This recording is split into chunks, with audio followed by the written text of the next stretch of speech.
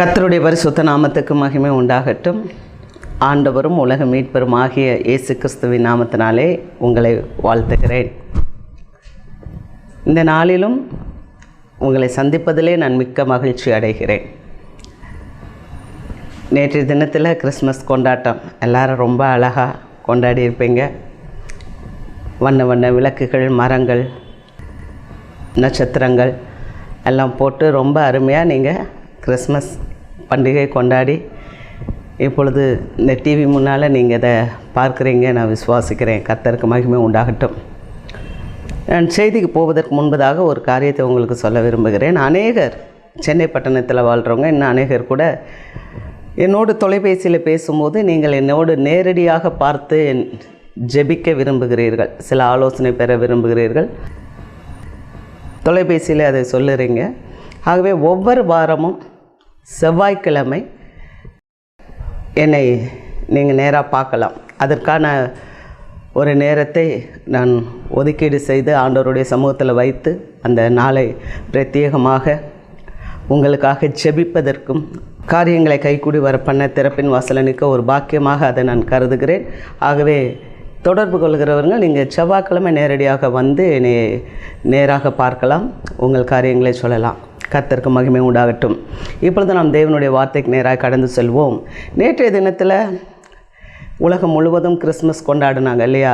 அப்போ ஏசாயா தீர்க்கதரிசியின் புஸ்தகம் 9வது அதிகாரம் 6வது வசனத்திலே சொல்லப்பட்டது, நமக்கு ஒரு பாலகன் பிறந்தார், நமக்கு ஒரு குமாரன் கொடுக்கப்பட்டார். ஏசாயா தீர்க்கதரிசி சொன்ன அந்த வார்த்தை நிறைவேறினது என்று பார்க்கிறோம். 600 ஆண்டுகளுக்கு பின்பதாக ஆண்டவராக இயேசு கிறிஸ்து இந்த உலகத்தில் மனிதனாக வந்து பிறந்தார் என்று பார்க்கிறோம். அதே போல் மீண்டுமாக ஒரு எச்சரிப்பை இந்த வேத புஸ்தகம், தீர்க்க தரிசன புஸ்தகம் நமக்கு எச்சரிக்கிறது. ஆண்டவர் யோவானுக்கு தன்னை வெளிப்படுத்தின விசேஷம் என்று சொல்லி யோவான் அந்த புஸ்தகத்துக்கு பெயர் வைத்தார். திருவெளிப்பாடு என்று சொல்லுவாங்க. அதில் 22வது அதிகாரம் 7வது வசனம் இப்படியாக சொல்கிறது, இதோ நான் சீக்கிரமாய் வருகிறேன், இந்த தீர்க்க தரிசன புஸ்தகத்தை கைக்கொள்ளுகிறவன் பாக்கியவான் என்று சொல்லப்பட்டிருக்கிறது. ஆக எப்படி பல தீர்க்கதரிசிகள் உரைத்த காரியங்கள் நிறைவேறினதோ அதே போல இன்றைக்கு வேதத்தில் எழுதப்பட்டிருக்கிற இந்த காரியங்களும் இனி வரும் நாட்களிலே சம்பவிக்கும். இது நடக்கப் போகிறது. நாம் இந்த கடைசி காலங்களிலே நாம் வாழ்ந்து கொண்டு இருக்கிறோம். ஆக இந்த வேத புஸ்தகத்தில் இருக்கிற காரியங்களை நாம் கை கொள்ளும் போது ஆசீர்வதிக்கப்பட்டவர்கள் என்று சொல்லப்பட்டிருக்கிறது. ஆண்டவராகிய இயேசு கிறிஸ்து இந்த உலகத்தில் வந்து பாடுபட்டு அவர் மரித்து 3ஆம் நாள் உயிர்த்தெழுந்து 40 நாள் திருஷ்டாந்தங்களாக மனிதர்களோடு, அதாவது அவருடைய சீஷர்களோடு சம்பாஷித்து அநேக காரியங்களை பேசின பின்பு அவர் வானத்துக்கு எடுத்துக்கொள்ளப்பட்டார், வரத்துக்கு எடுத்துக்கொள்ளப்பட்டார். அதை அங்கே நாம் அப்போஸ்தல நடவடிக்கைகள் 1வது அதிகாரம் 11வது வசனத்தில் வாசிக்கிறோம். ஆக மீண்டும் இயேசு வரப்போகிறார் என்று அங்கே அந்த தூதர்கள் சொல்லுகிறதை நாம் பார்க்கிறோம். ஆக ஆண்டவராகிய இயேசு கிறிஸ்து மீண்டுமாக இந்த உலகத்துக்கு வரப்போகிறார். ஆகவே தான் அங்கே வசனம் சொல்லுகிறது, மத்தேயு எழுதின நற்செய்தியின் நூல் 24வது அதிகாரம் 42வது வசனத்தை நான் வாசிக்கிறேன், கேளுங்க. உங்கள் ஆண்டவர் இன்ன நாளிகையிலே வருவார் என்று நீங்கள் அறியாதிருக்கிறபடியினால் விழித்திருங்கள். பார்த்தீங்களா? அப்போ ஆண்டவராகிய இயேசு கிறிஸ்து எந்த நாளிகையில் வருவேன் என்று தெரியாதனால நீங்கள் விழித்திருங்கள் என்று ஒரு எச்சரிக்கையான ஒரு வார்த்தையை கொடுக்கிறார். பிரியமான தேவ மக்களே, இந்த கடைசி நாட்களில் வாழ்ந்து கொண்டு இருக்கிற நாம் மிகவும் விழிப்புள்ளவர்களாக இருக்க வேண்டும். பாருங்க, ஆண்டவராகிய இயேசு கிறிஸ்து பாடுபட போகிறார். அவர் பாடுபட போகிறதுக்கு முன்பதாக அவருடைய சீஷர்களில் சிலரை கூப்பிட்டு கொண்டு அவர் கெத்சமேன் தோட்டத்துக்கு போகிறார். கெத்சமேன் தோட்டத்தில் போய் அங்கே அவர் ஜெபிக்க ஆரம்பிக்கிறார். ஜெபிக்கும்போது சீஷர்களை ஒரு இடத்துல விட்டு இவர் போய் ஜெபித்து கொண்டு இருக்கிறார். மீண்டுமாக அவர் வந்து பார்க்கும்போது இந்த சீஷர்கள் தூங்கி போய்விட்டார்கள். அதை நாம் எங்கே வாசிக்கிறோம் என்றால் மார்க் எழுதின நற்செய்தி நூல் 14வது அதிகாரத்தில் வாசிக்கிறோம். அப்போ ஆண்டவராகிய இயேசு சொல்லுகிறார், சீமோனே சீமோனே, நீ 1 மணி நேரமாவது விழித்திருக்க கூடாதா? நீங்கள் 1 மணி நேரமாவது விழித்திருந்து ஜெபிக்கக்கூடாதா என்று கேட்கிறார். மீண்டுமாக அவர் சொல்லிவிட்டு அவர் அங்கே போய்விடுகிறார். பின்பதாக இயேசு கிறிஸ்து ஜெபித்து விட்டு மீண்டுமாக சீஷர்களை வந்து பார்க்கும்போது அவர்கள் மீண்டுமாய் அதே நிலைமையிலே காணப்படுகிறார்கள். அப்பொழுது அவர் சொல்லுகிறார், சரி எழுந்திருங்கள், நாம் போவோம் என்று சொல்லுகிறார். இதை எழுந்திருங்கள் போவோம் என்று எந்த சூழ்நிலையில் சொல்லுகிறார் என்றால், இயேசு கிறிஸ்துவை பிடிப்பதற்கு இப்பொழுது எதிராளிகள் வந்து விட்டார்கள். இயேசு கிறிஸ்துவை கொலை செய்வதற்கு எதிராளிகள் வந்து விட்டார்கள். இந்த சூழ்நிலையில் இயேசு கிறிஸ்து சொல்லுகிறார் தன்னுடைய சீஷர்களிடத்திலே, எழுந்திருங்கள் போவோம் என்று. அப்படி என்றால் நாம் பயந்து இந்த இடத்தை விட்டு போய்விடுவோம் என்று இயேசு கிறிஸ்து சொல்லவில்லை. மாறாக நம்முடைய எதிராளி வந்துவிட்டான், அவனை மேற்கொள்வதற்கு நாம் போவோம் வாருங்கள் என்று இயேசு சொல்கிறார். கர்த்தருக்கு மகிமை உண்டாகட்டும். அது எப்படி சொல்ல முடிந்தது? பிரியமான தேவ மக்களே, இந்த கடைசி காலத்தில் இயேசு சொன்னார் இல்லையா, 1 மணி நேரமாவது விழித்திருந்து ஜெபிக்க கூடாதா? ஆக இயேசு கிறிஸ்து அந்த கெத்செமனே தோட்டத்தில் போய் அவர் ஜெபித்த போது பிதாவானவர் அவரை பலப்படுத்தினார். சில தூதர்கள் வந்து இயேசு கிறிஸ்துவை பலப்படுத்தினார்கள். காரணம், நீ ஒரு பெரிய காரியத்தை எதிர்கொள்ள வேண்டுவதற்கு உனக்கு பலன் வேண்டும் என்று சொல்லி அவர்கள் இயேசு கிறிஸ்துவை பலப்படுத்தினார்கள். ஆகவே தான் இயேசு கிறிஸ்து சொன்னார் சீஷர்களிடத்தில், எழுந்திருங்கள் நாம் போவோம் என்று சொன்னார். இந்த சூழ்நிலையை பயன்படுத்தி தான் அப்போஸ்தலனாகிய பேதுரு 1 பேதுருவின் புஸ்தகம் 5வது அதிகாரம் 8வது வசனத்தில் இப்படியாய் சொல்லுகிறார், தெளிந்த புத்தி உள்ளவர்களாய் இருங்கள். ஏன் தெரியுமா? ஏன் அப்படி சொல்லுகிறார்? நீங்கள் சோதிக்கப்படாதபடிக்கு உங்கள் எதிராளியாகிய பிசாசானவன் யாரை விழுங்கலாமோ வென்று கெர்ச்சிக்கிற சிங்கம் போல் வகை தேடி சுற்றி திரிகிறான் என்று சொல்லுகிறார். ஏன் அதை சொல்லுகிறார் என்றால், அங்கே பார்க்குறோம் இயேசு கிறிஸ்துவை கைது செய்துட்டாங்க. ஆனால் இந்த இயேசு கிறிஸ்துவை கைது செய்த உடனே இந்த பேதுரு சொல்கிறாரு, சாவிலும் காவலிலும் நான் உன்னை பின்பற்றி வருவேன் என்று சொன்ன இந்த பேதுரு கொஞ்ச நேரத்துக்குள்ளாக அங்கே இருக்கிற ஒரு மனுஷி அந்த இடத்துல வந்தாங்க. அந்த ஊரில் உள்ள ஒரு மனுஷி வேலையை செய்கிறவங்க, அவங்க வந்து சொல்கிறாங்க, கலிலேயனாகிய இவனும் இயேசுவோடு கூட இருந்தவன் என்று சொன்னபோது அந்த இயேசுவை இவர் மறுதலிக்கிறார். நான் அவரை காணவில்லை, அவரை நான் பார்க்கவில்லை என்று சொல்லி, இயேசு கிறிஸ்துவை பார்க்கவில்லை என்று சொல்லி சபிக்கிறார், சத்தியம் பண்ணுகிறார். ஆக அன்றைக்கு தூங்கி போய்விட்டனால ஒரே நிமிடத்தில் இயேசுவை மறுதலித்து விட்டார். ஆகவே தான் பிற்காலத்தில் அவர் அதை உணர்ந்தவராய், நீங்கள் விழிப்புள்ளவர்களாய் இருங்கள் என்று சொல்லுகிறார். ஹல்லேலூயா. ஆக இந்த காலத்தில் நாம் விழிப்புள்ளவர்களாய் இருக்க வேண்டும். இரண்டாவது ஒரு காரியம் என்ன அப்படின்னு சொன்னால், நாம் எச்சரிக்கை உள்ளவர்களாய் இருக்க வேண்டும். அதை குறித்தும் இங்கே இயேசுவானவர் சொல்லுகிறார். லூக்கா எழுதின நற்செய்தியின் நூல் 21வது அதிகாரம் 34வது வசனம், உங்கள் இருதயங்கள் பெருந்திண்டினாலும் வெறியினாலும் லௌகீக கவலையினாலும் பாரமடையாதபடிக்கு நீங்கள் நினையாத நேரத்தில் அந்த நாள் உங்கள் மேல் வராதபடிக்கும் எச்சரிக்கையாக இருங்கள். பார்த்தீங்களா?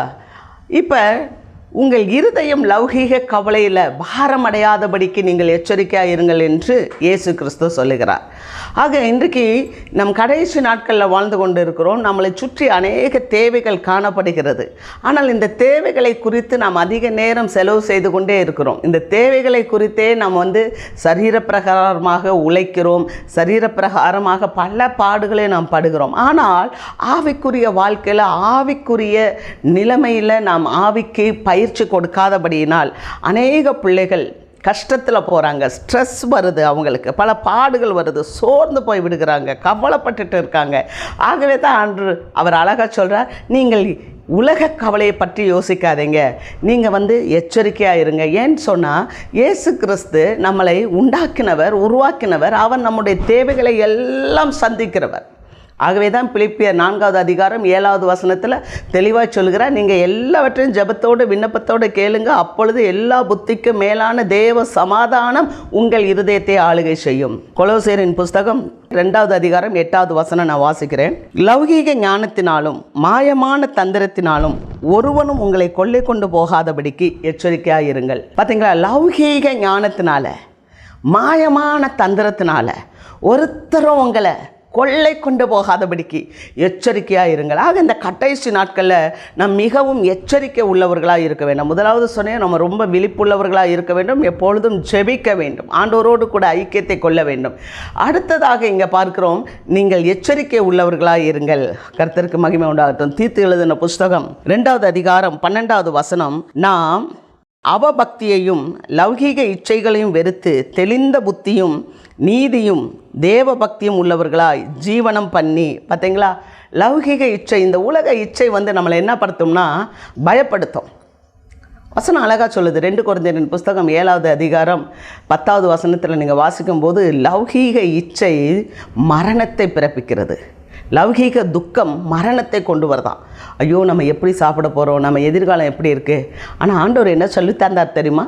அழகான ஒரு ஜெபத்தை நமக்கு சொல்லிக் கொடுத்தார். சீஷர்கள் இயேசுவினிடத்தில் வந்து கேட்டாங்க, ஜெபிக்க எங்களுக்கு கற்றுக் கொடுங்க என்று கேட்டாங்க. அப்போ அவர் அழகாக ஒரு பரலோக ஜெபத்தை சொல்லிக் கொடுத்தார். அந்த பரலோக ஜெபத்தில் ஆண்டவர் சொன்னது, அந்தந்த நாளுக்கு உரிய பாடு அந்தந்த நாளுக்கு போதும். அல்லேலூயா.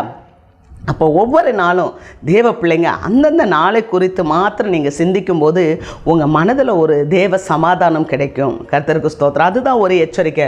பாருங்கள், கடைசி நாட்களில் பாருங்கள், எபிரேயர் புஸ்தகத்தில் நம்ம வாசிக்கிறோம் 12வது அதிகாரம் 16வது வசனத்தில், ஒருவேளை போஜனத்துக்காக தன்னுடைய சேஷ்ட புத்திரத்தை இழந்து போன சீர்கட்டு போன ஏசாவை போல் நீங்கள் இருக்காதீங்க. சீர்கட்டவனாக போயிட்டான். ஆக நாம் எச்சரிக்கை உள்ளவர்களா, எப்படி தெரியுமா, ஏதாவது ஒரு வழியில் நம்மளை வந்து பிசாசு சோதிப்பான். ஏதாவது ஒரு காரியத்தில் தேவனோடு இருக்கிற கனெக்ஷனை எடுப்பான்.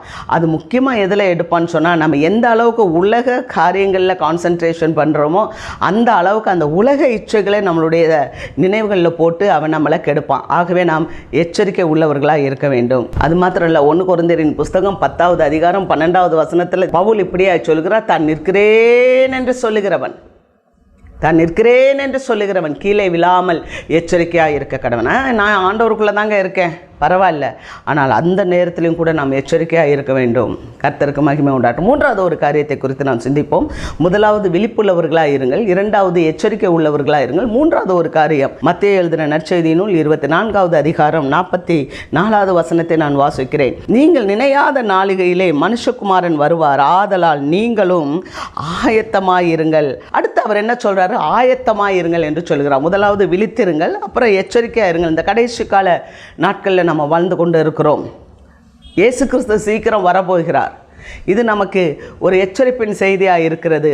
ஆக இந்த தீர்க்க தரிசன வார்த்தைகளை நாம் கை கொள்ள வேண்டும், விழிப்பாக இருக்க வேண்டும், எச்சரிக்கையாக இருக்க வேண்டும். 3வது நம்ம ஆயத்தமாக இருக்க வேண்டும். லூக்கா எழுதின நற்செய்தி நூலில் வாசிக்கிறோம் 22வது அதிகாரம் 33வது வசனத்தில் பேதுரு சொல்கிறார், ஆண்டவரே, நான் சாவிலும் காவலிலும் நான் உங்களை பின்தொடர்ந்தே வருவேன்னு சொல்கிறாரு. ஆனால் அதுக்கு அடுத்த வசனத்தை நீங்கள் வாசிக்கும்போது அங்கே இயேசுசாமிகிட்ட பிசாசு பேசுகிறான். என்ன சொல்கிறான்?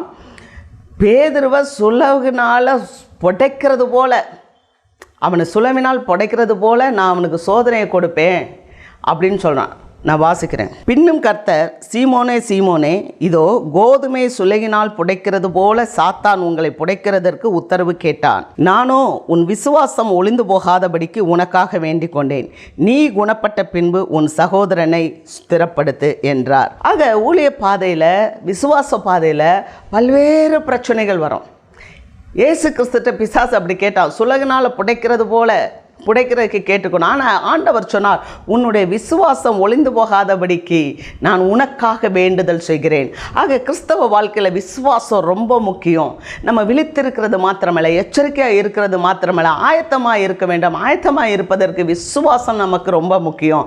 இந்த இயேசு கிறிஸ்துவை பேதுரு மறுதளித்தார். ஆனால் பிற்காலத்தில் அவர் எழுதுகிறார். என்ன எழுதுகிறார்? 1 பேதுருவின் புஸ்தகம் 3வது அதிகாரம் 15வது வசனம், கர்த்தராகிய தேவனை உங்கள் இருதயத்தில் பரிசுத்தம் பண்ணுங்கள். உங்களிடத்தில் இருக்கிற நம்பிக்கையை குறித்து உங்களிடத்தில் விசாரித்து கேட்கிற யாவருக்கும் சாந்தத்தோடும் வணக்கத்தோடும் உத்தரவு சொல்ல எப்பொழுதும் ஆயத்தமாயிருங்கள். ஹல்லேலூயா. பார்த்தீங்களா? அப்போ பிற்காலத்தில் பவுலடியார் இதை யோசித்து எழுதுகிறார், கர்த்தராகிய இயேசு கிறிஸ்துவை உங்கள் இருதயத்திலே பரிசுத்தம் பண்ணுங்கள். ஏன்னா உன் விசுவாசம் ஒளிந்து போகாதபடிக்கு உனக்காக நான் வேண்டுதல் செய்கிறேன்னு சொன்னார் இல்லையா? அந்த விசுவாசத்தை பிற்காலத்தில் அவர் நினைத்து பார்க்கிறார், யோசித்து பார்க்கிறார். யோசித்து பார்த்துட்டு அவர் எழுதுகிறார் அந்த 1 பேதுரு 3ல், கர்த்தராகிய இயேசு கிறிஸ்துவை உங்கள் இருதயத்தில் பரிசுத்தம் பண்ணுங்க. உங்களிடத்தில் விசாரித்து கேட்குறவங்க. பார்த்தீங்களா, அன்னைக்கு ஒரு அம்மா, வேலைக்கார அம்மா வந்து கேட்டாங்க, கலிலேயனாகிய இவனும் இயேசுவோடு கூட இருந்தவன் என்று சொல்லும்போது நான் தெரியாதுன்னு சொன்னார். ஆனால் இப்போ உங்களிடத்தில் இருக்கிற அந்த இயேசுவை குறித்து யார் கேட்டாலும் சாந்தத்தோடு வணக்கத்தோடு நீங்கள் உத்தரவு கொடுக்க ஆயத்தமாக இருங்கள். ஹல்லேலூயா. இந்த கடைசி காலத்தில் நம்ம வாழ்ந்து கொண்டு இருக்கிறோம். அநேக ஜனங்களை இருளிலிருந்து நாம் மீட்டெடுக்க அழைக்கப்பட்டு இருக்கிறோம். ஆகவே தான் ஆண்டவர் உங்களையும் என்னையும் அழைத்தார். இந்த அழைப்பில் நாம் உறுதிப்படுத்தி கொண்டு அநேகருக்கு தேவனுடைய வார்த்தையை நாம் சொல்லுவதற்கு ஆயத்தமாக இருக்க வேண்டும். அதைத்தானே பவுலடியார் கூட சொல்கிறார், சுவிசேஷம் என்னும் பாதரட்சையை தொடுத்தவர்களாயும் இருங்கள் என்று. எப்போதும் நாம் ஆயத்தம் உள்ளவர்களாக இருக்கணும். இந்த சுவிசேஷத்தை சொல்ல இந்த காரியங்களெல்லாம் செய்யும்போது ஆண்டவர் என்ன செய்கிறார் தெரியுமா? உங்களுக்காக எனக்காக ஒரு பெரிய ஆசீர்வாதத்தை வச்சுருக்கார். அதை எங்கே பார்க்குறோம்? 1 கொரிந்தியரின் புஸ்தகம் 2வது அதிகாரம் 10வது வசனத்தில் வாசிக்கிறோம்.